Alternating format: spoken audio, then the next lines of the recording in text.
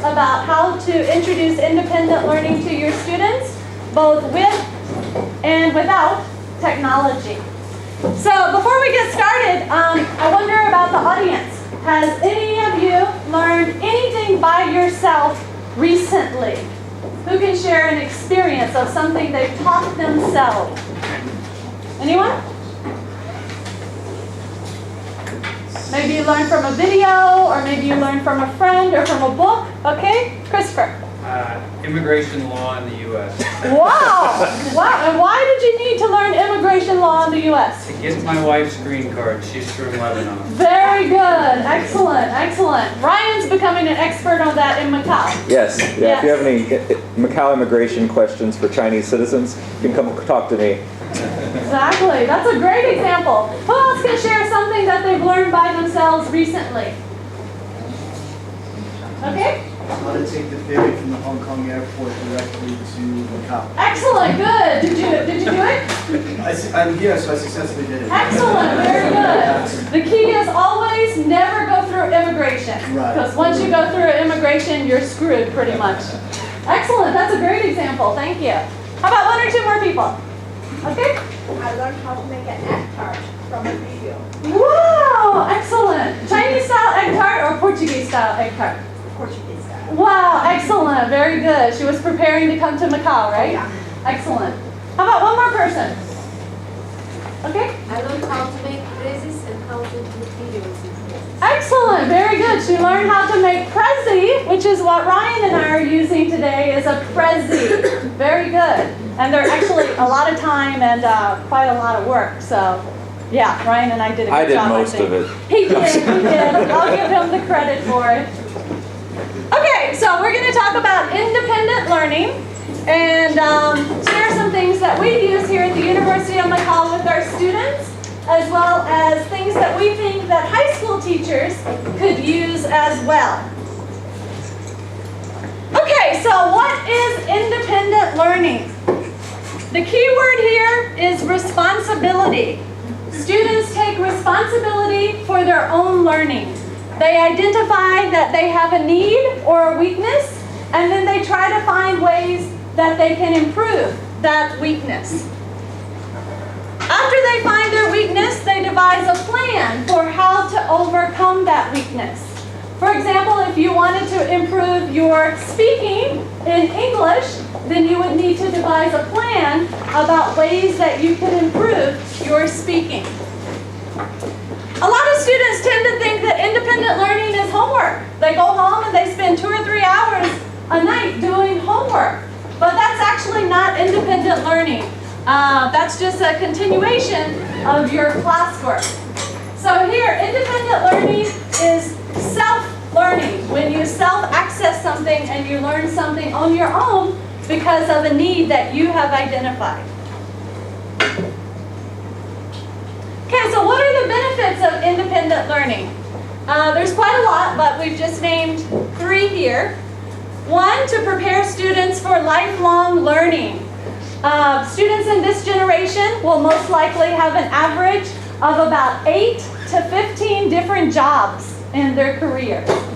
So in order to develop those skills for surviving in different types of professions, independent learning is a necessary skill. It also gives students the skills to seek knowledge by themselves. So if they want to learn how to make an egg tart, or they want to learn how to make a Prezi, they will have developed those skills so that they're able to seek that knowledge by themselves. And it also helps to develop the students' critical thinking skills. This is one of the 4 C's that students in the 21st century need. Not only communication and computer skills, but they also need critical thinking skills in order to survive. So how can you help? The teacher obviously has a very important role, especially for young students, university freshmen, high school students. They don't have those skills yet to really seek out resources by themselves. So it's really up to the teacher to guide them, to facilitate them as they try to identify their weaknesses. So one way that teachers can help is by showing students how to use the resources. So especially for online resources, there's so many these days for learning English.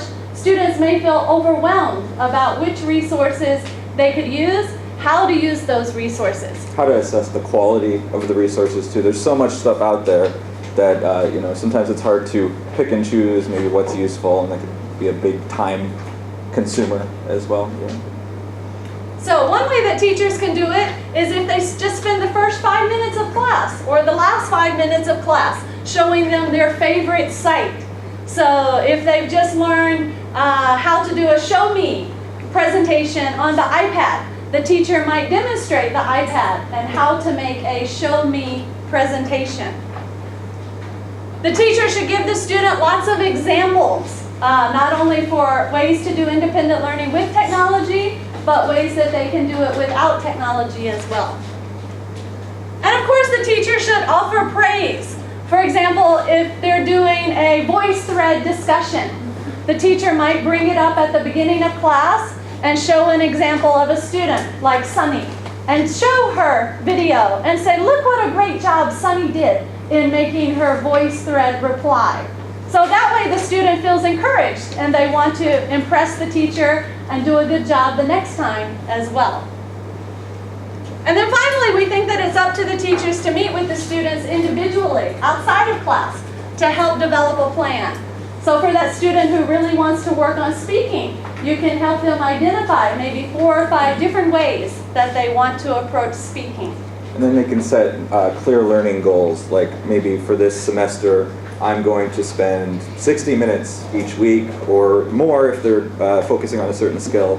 And then they can maybe keep track of this in a log or something too, which we'll look at later with assessment. Okay. Did you want to bring up the Moodle page now? Yeah, sure.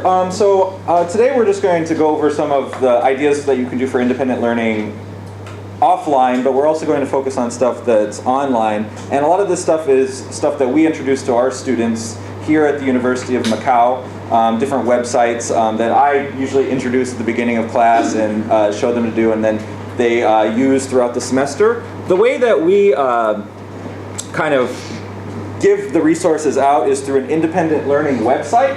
So this is, we host a website on Moodle, our learning management system, where we kind of categorize the different skills and put links to websites where those are useful. And we also advertise different events, the teaching fellows here, because independent learning can be things like bowling and speaking English with people as well. So it doesn't just have to be on your own necessarily. You can engage in independent learning outside of the class through different events, conversation clubs and things like that. So I'll be going over a few of the sites that we give students access to and kind of promote in our classes. However, this is also a useful way that we do it because we can track what students are clicking. So we give them access to the web page, but I can actually count the amount of hits. So I know what kind of websites are popular with our student population. And so a lot of the sites I'm going to show you today are actually taken from the sites that got the most hits from our students. So these are the ones that are relatively popular that students are actually using for their independent learning. Before Ryan closes this, I just want to point out that you can see how he's organized it into different skills or different categories. It's colorful so that students like going to the site.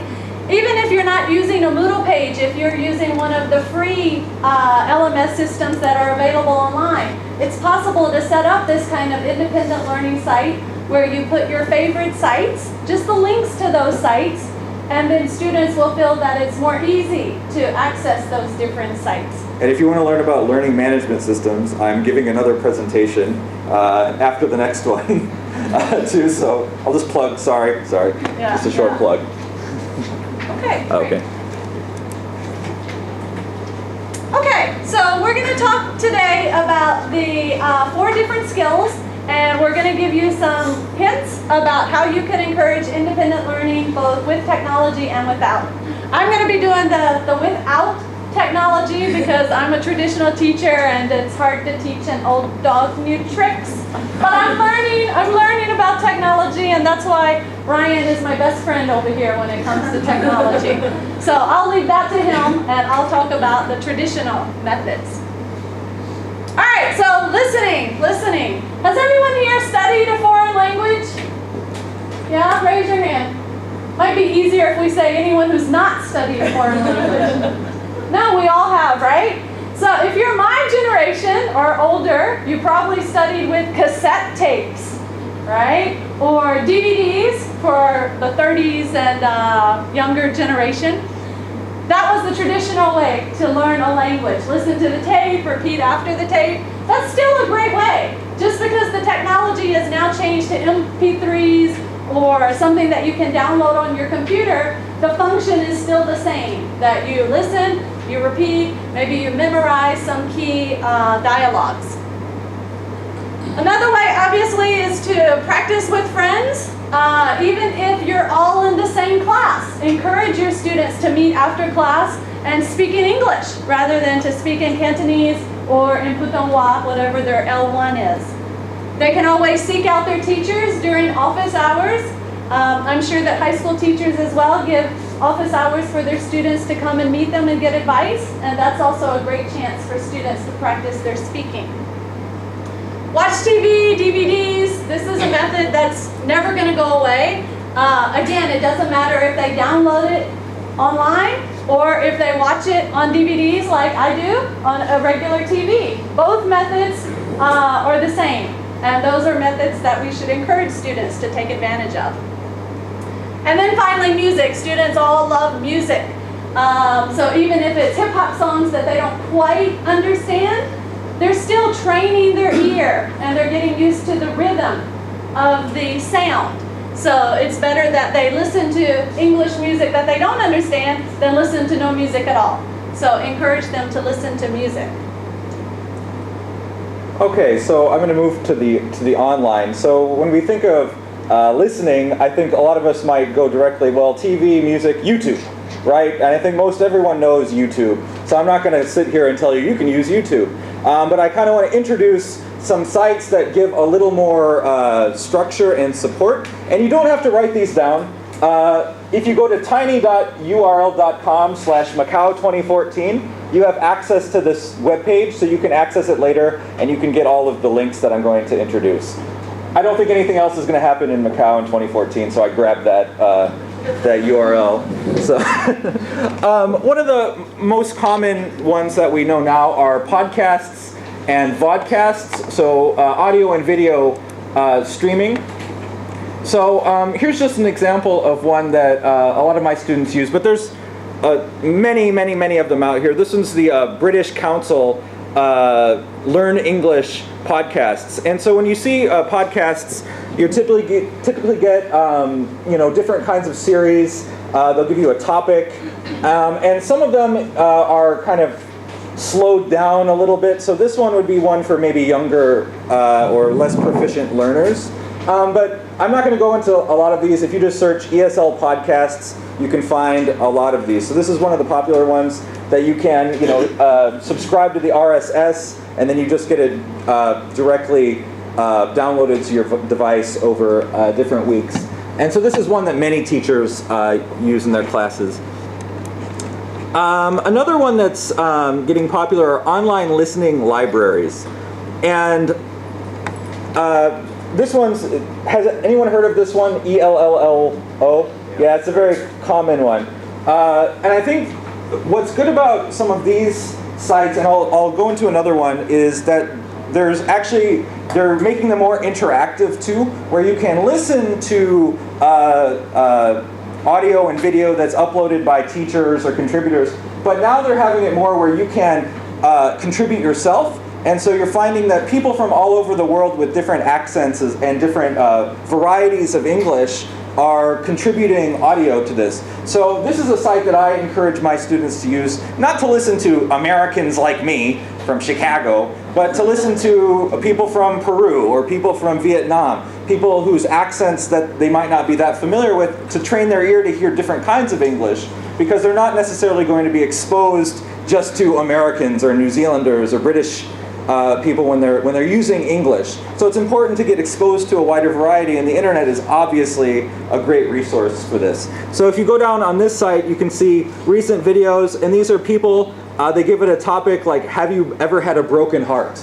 And so you can listen to people all around the world tell their sob stories about how they got their broken heart in Peru and Vietnam, and see that we have this common connection of misery when it comes to love. Another example that's extremely popular with all the students here, and this is the #1 popular independent learning site I found, is one called lyricstraining.com. And this is one where you can train your ear to listen to music lyrics. And they have a lot in English, but not necessarily just in English. They also have Spanish and different languages as well. And so how it works is you can listen to a song that you like. So I'll just pick one here. And it works that there's a dictation game built into it. So while you're listening, you can type in the dictations. Uh-oh.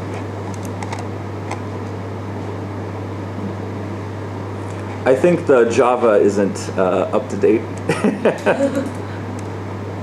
But typically, as you watch this one, there's a video up here, and down here will be partial lyrics, and there will be blanks where as you're listening you have to type along. And it's actually quite difficult, but my students enjoy it a lot. I tell them they should be doing other things besides just listening to music too, but this is one of the things they're really interested in too, and it does work, and if they're enjoying it, it's English outside of the classroom, it's something that they can do, and they're really interested in like what the lyrics mean and what they are as well. So this is one that I think has thousands and thousands of hits on our site for listening. So that's Lyrics Training. Another big one that I've had my students use recently is English Central. Has anyone ever heard of EnglishCentral.com? Okay, they actually they have a free version, and they have also a paid version, and they have representatives in Hong Kong as well. For the free version, you can get listening practice, and but if you pay for it, then it can also work as speaking practice as well. I'll just show you this one really quickly. And you can sign in, and you can actually use the site in Chinese characters if you want to as well. So the functions of the site can be used in Chinese characters. And you can log in easily with Facebook.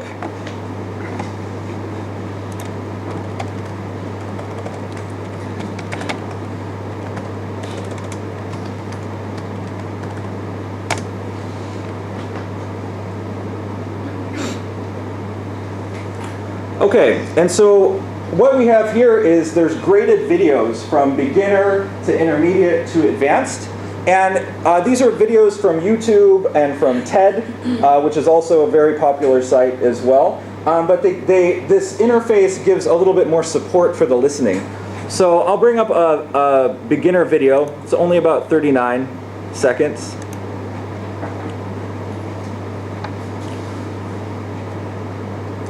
Okay. Anyway, so what this site does is that it will subtitle the videos, and it will give vocabulary support.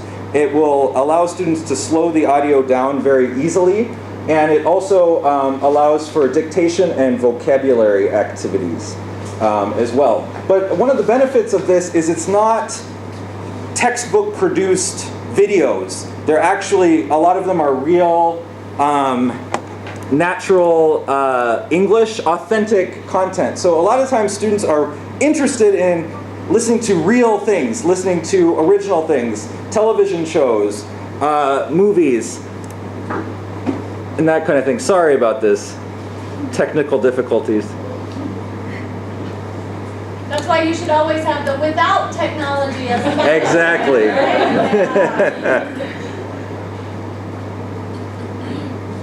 So just to demo this really quickly, we can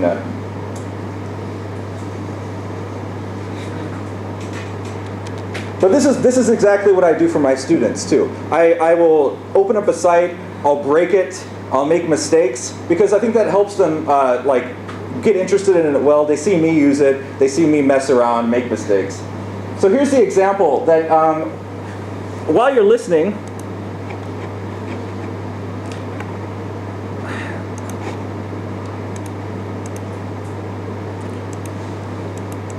Plug that into the speaker. should be. Yeah, it should be. So typically you'll hear audio here, and it's off now.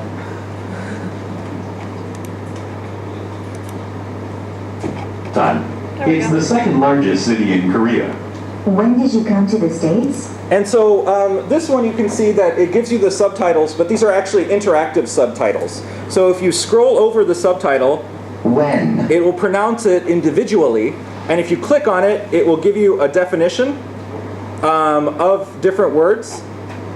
I just got here a month ago. So if I click on month, it'll give me a brief definition. It will give me it used in context, and then you can actually listen to the individual phonemes. So.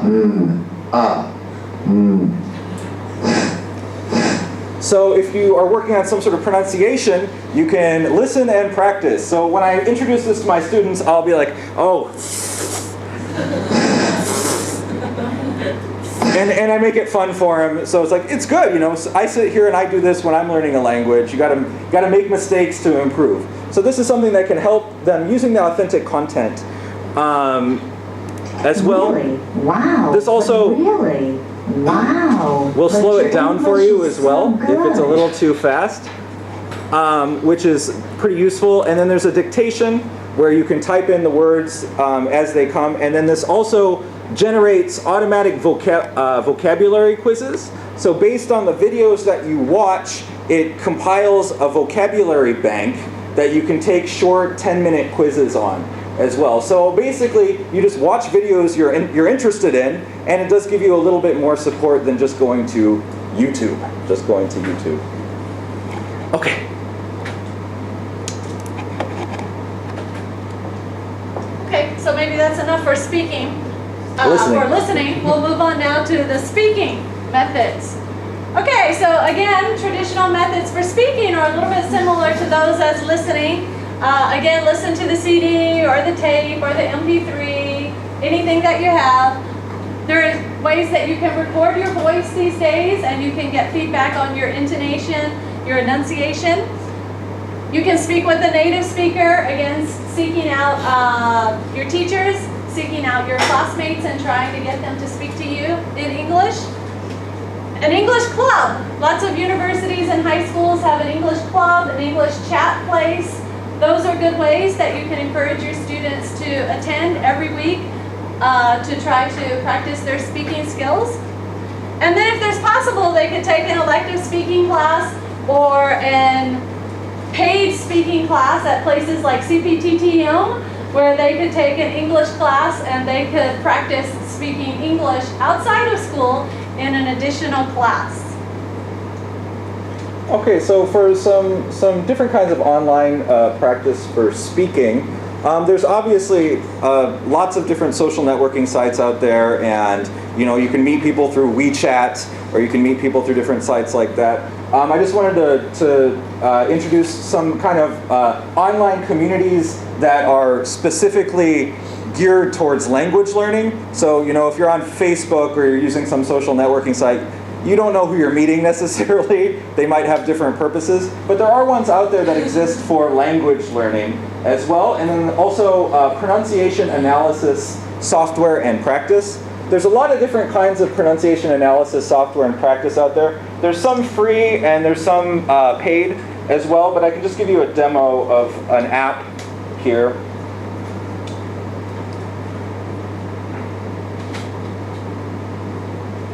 It's a little blurry, but this one's called Speak AP.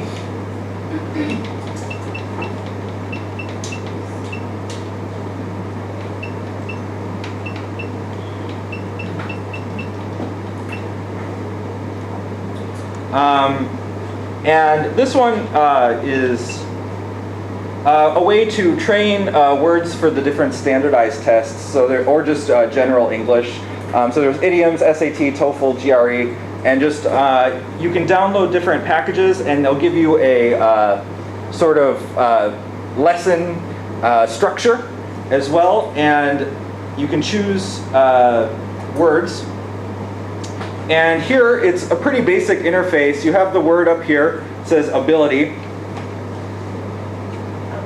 and it'll pronounce it for you, and then you can click the record button. Ability. And you can see how the intonation and the stress actually matches up with the pronounced word. And so then you can listen to your version, so you can listen to what you say and then compare it directly to a native speaker as well. So this is a kind of site where you can really kind of do that hardcore pronunciation practice and trying to get yours to match. And I think it's really good for working on stress and intonation. And it's good for, a lot of times I think as we learn a language, we don't spend a lot of time actually listening to ourselves speak. I think, when I was learning German, I didn't record myself and then listen to myself for hours. But it's actually a really good thing to do, is to actually hear yourself and how you're coming across in another language as well. So there's different kinds of things like that. And here's just a few of the online networks. I'm not going to go to all of these. Busu.com is a pretty popular one for multiple different languages. You can meet language partners on there for the free. There's also free lessons and quizzes if you... they do have a credit structure similar to a lot of apps where you have to do things to gain credits or pay money to get credits to do other things, but you can use it to meet people and then maybe go talk somewhere else and not pay for the app. There's one called Palabia. This one is a website where you can go and you can post a topic you're interested in and the language you want to speak it in. So, for example, I'll just log in with Facebook again.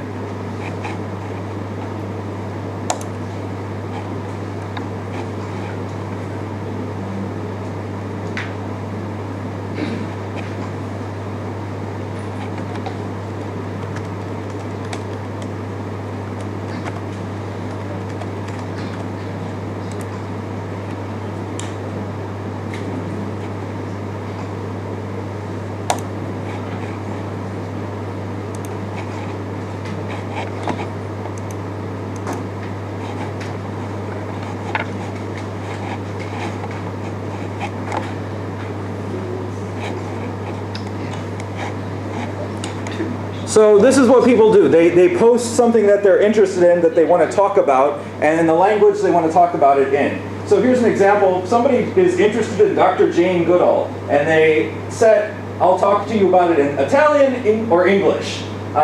Here's things like music, guitaring, snowboarding, whatever I'm interested in, and then choosing the language, Spanish or English, to talk it in. So there's people from a lot of different places, and I think it's interesting that you can actually choose the topic rather than having a general thing. And so you can meet people who have like a similar interest, who are there for the specific purpose of learning language as well. This one I think might be a little bit, mostly adults, but there's some kids on there. You might want to monitor this one, but it is safer than a lot of other social networking sites where there's actually a lot more variation. They keep this pretty clean, and there's janitors who kind of get rid of they police it, that if it's not for language learning and it's not for that purposes, it's gone. And finally, the last one is Voxopop. Has anyone heard of this one? Okay. Voxopop is kind of a threaded discussion site. Show you this really quick. And I used to teach in Korea, and this one was actually quite popular there with Korean students for studying for the TOEIC, which is their test. So you can go on here and practice your speaking and get feedback on your speaking from different people. But it's similar that you can meet people from all over the world as well. So they have these things called talk groups, and so you can explore and you can search for a topic you're interested in. So what's a topic someone's interested in? Movies? All right.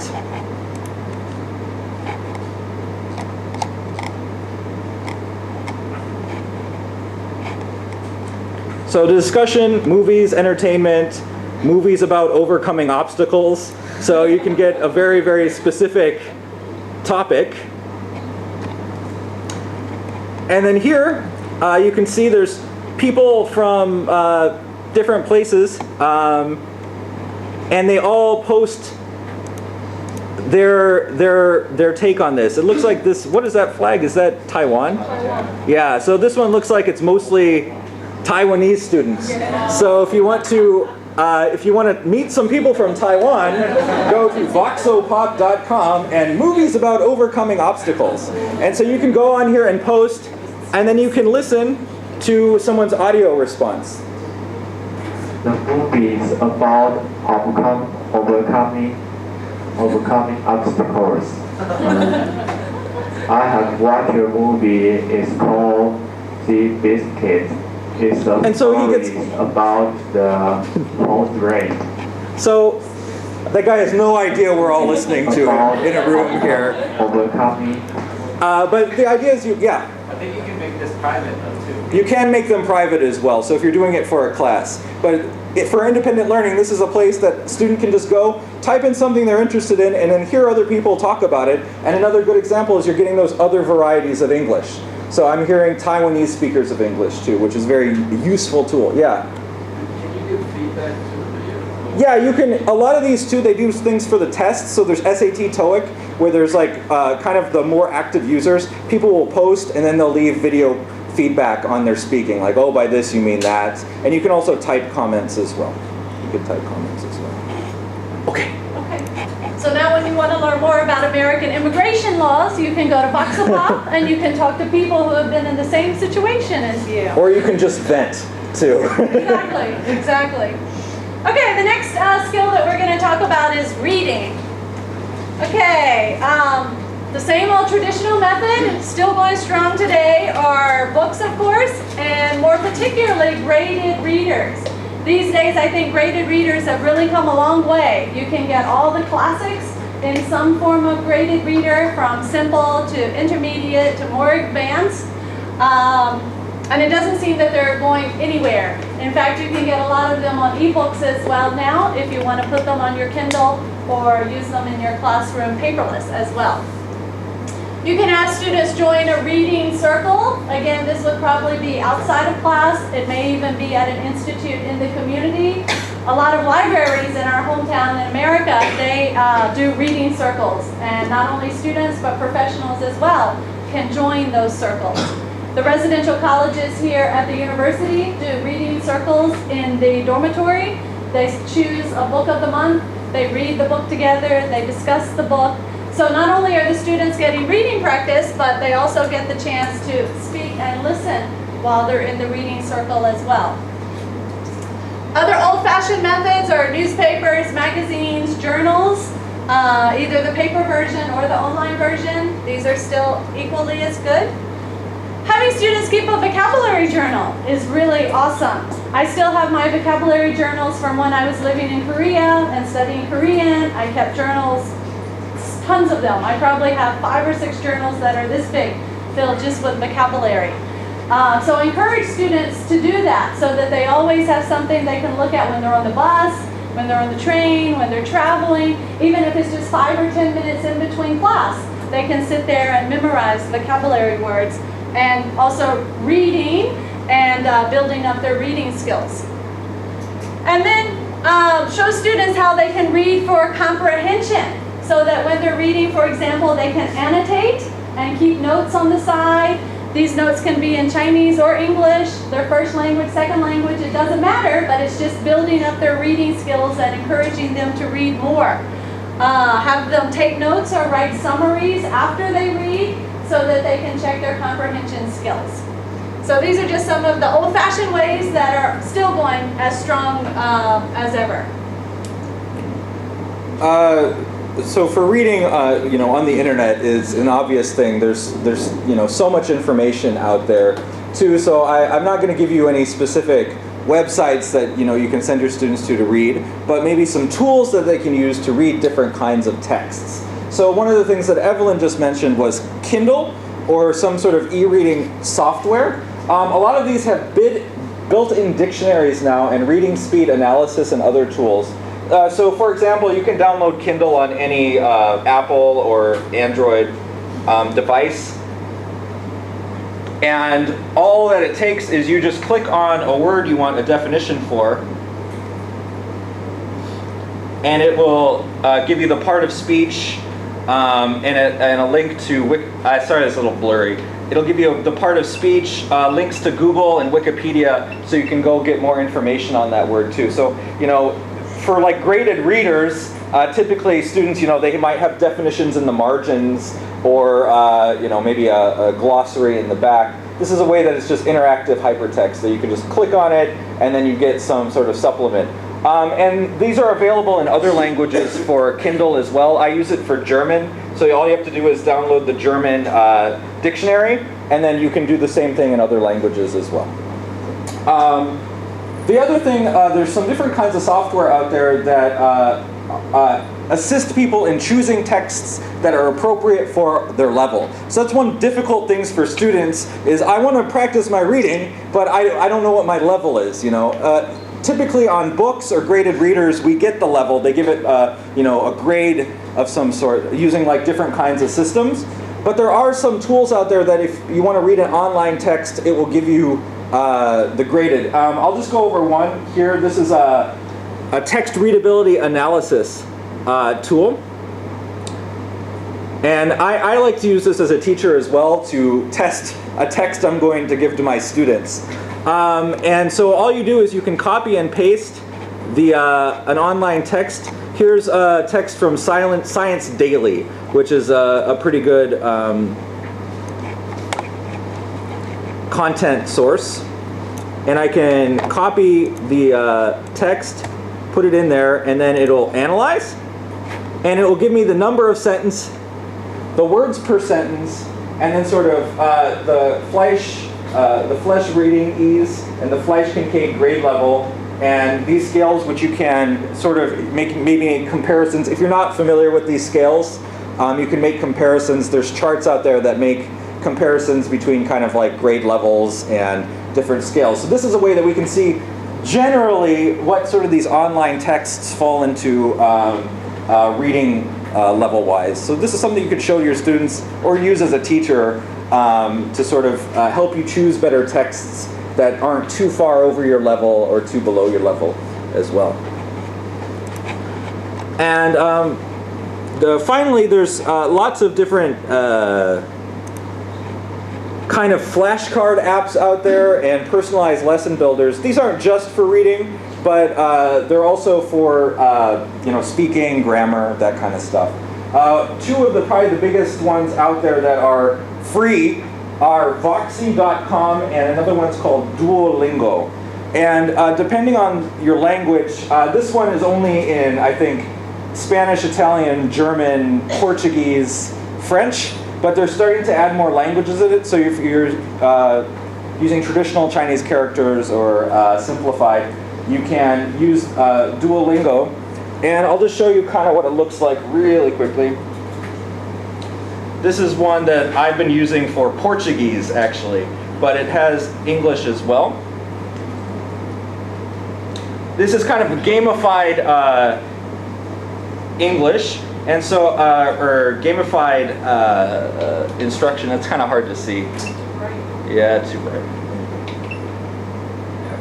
Okay, so you can kind of basically see they structure the lessons sort of from beginner, and they go down and they categorize it into things like animals, plurals, grammar things, and it will give you different lessons. And it's a kind of a game where if you get 3 strikes, you lose and you have to start over. So you actually have a health meter of like hearts or blood, and if you lose your hearts, you die and you have to start over as well. Yeah, and then you're like, no. So I've been using this for Portuguese, and I get really upset sometimes. I'm really close to the end of the lesson, and I've got like 1 heart left, and they ask me a really difficult question. I'm like, oh no, and like I get it wrong, and then I'm just like cursing.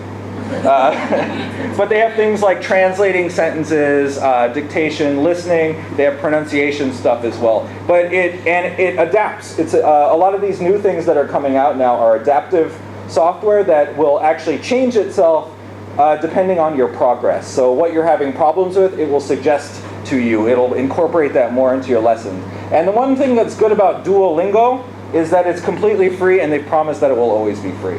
And they're going to keep adding more languages and content to it. And it syncs between all your mobile devices, your computer as well. So you can, if you're sitting on the bus, you can start your game there. Go do it later on your home computer as well. So that's Duolingo.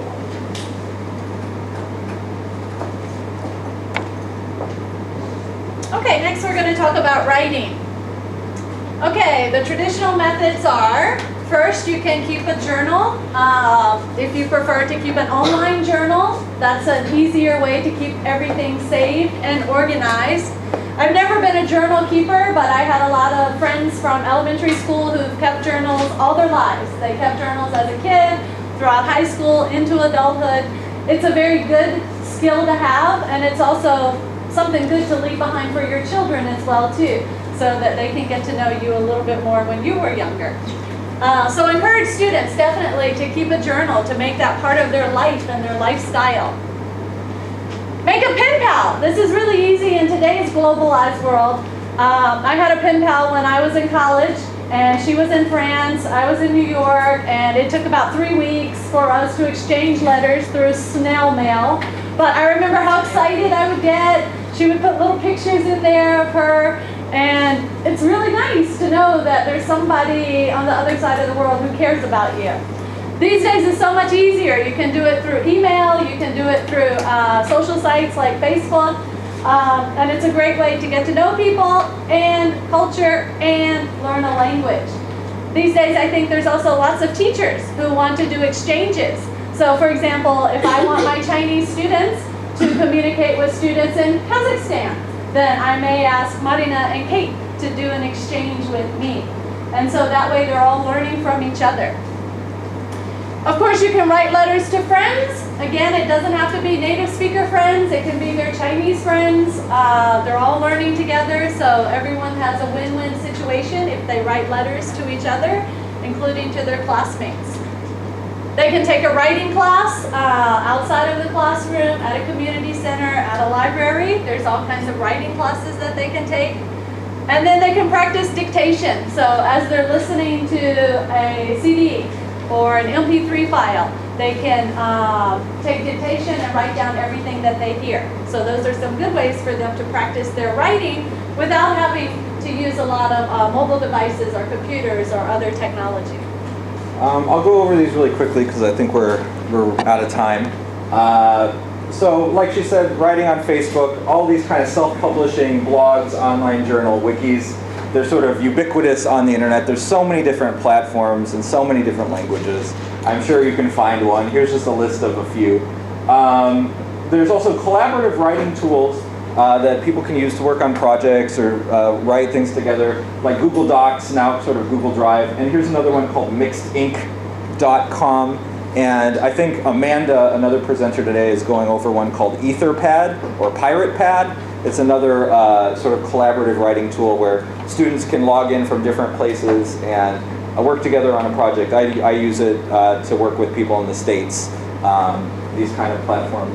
One that might be useful for students is paperwriter.com. This is a website where you can copy and paste the text of your paper, and it will give you some automated feedback on your spelling, grammar, and just sort of other stylistic things. It's not perfect, but it can be good for if before you submit it for a class, or if you're just trying to work on your writing independently and you don't have someone to help proofread it, you don't have someone to give you feedback. This one, it'll do a grammar check, give you some style suggestions, and also it detects plagiarism as well. So this is something that students can go to. It's free for the basic functions, and you can just use that on your own. Yeah, I really like the Paperwriter. We use it a lot in our writing classes so that students have to put the first draft through a paper rater so that it saves the teacher time and energy marking all those errors. And then after they get an acceptable score on paper rater, then they're able to submit it to the teacher. Okay, now we're going to talk a little bit about how you can evaluate students' independent learning.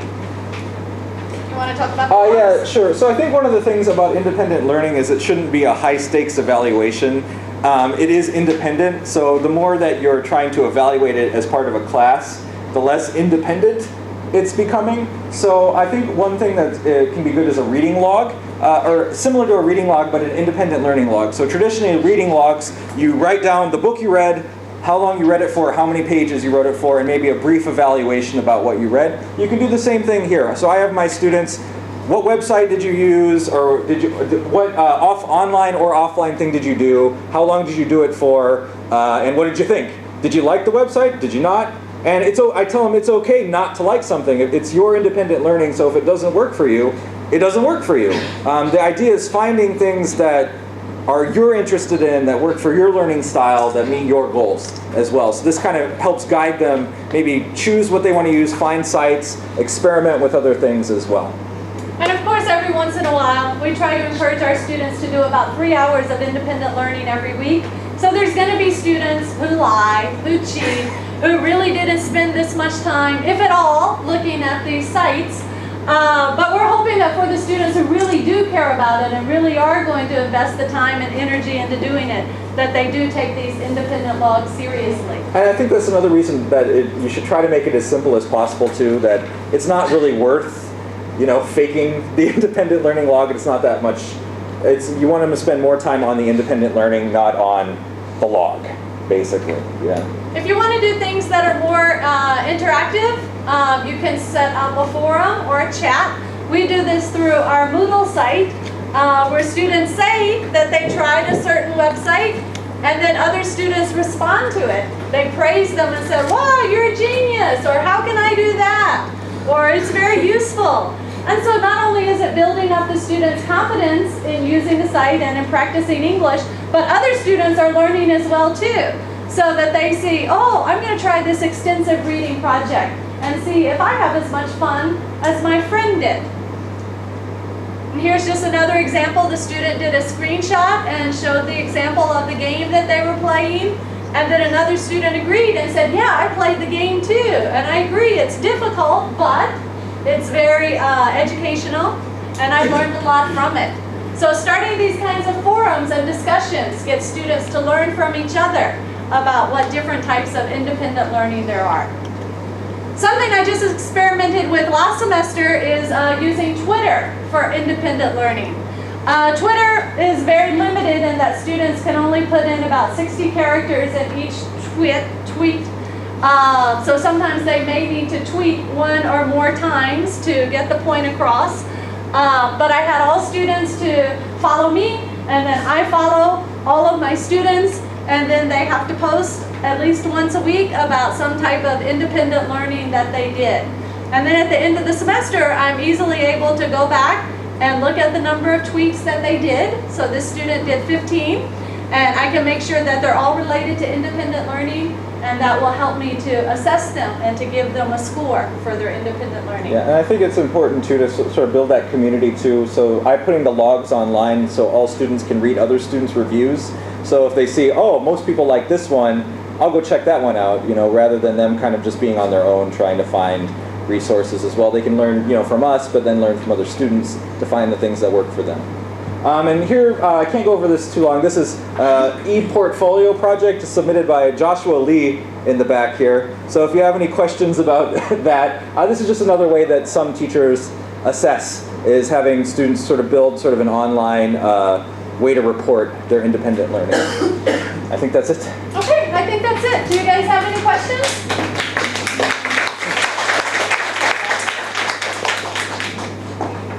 Okay, if you have any questions, Ryan and I will stick around for a couple of minutes. If not, we're right on schedule, and yeah, enjoy your next session. Thank you very much for coming. Good job.